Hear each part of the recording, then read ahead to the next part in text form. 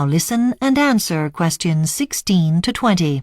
So, here's a map of Clifton Bird Park. As you can see, the railway line runs along the northwest of the park and road access is on that side too from Clifton Lane. We want volunteers to work on a few different areas on Maintenance Day, which is coming up soon. Firstly, the wooden bridge.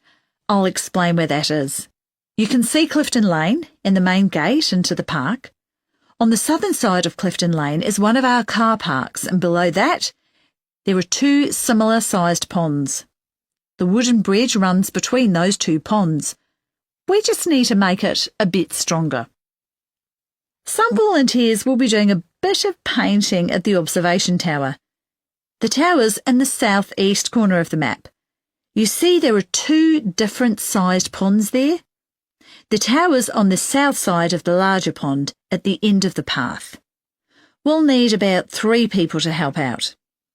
We need to replace the windows and the visitor cabins. So on the map, you can see our car park on the north side of Clifton Lane. There's the woods, and on the left-hand side of the map, the railway line.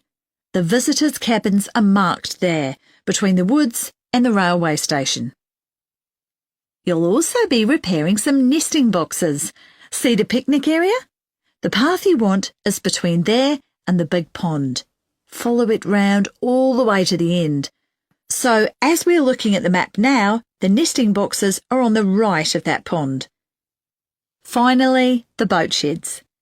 Towards the top of the map, you've got that smallish pond quite near the railway line, and there are 2 places marked up there.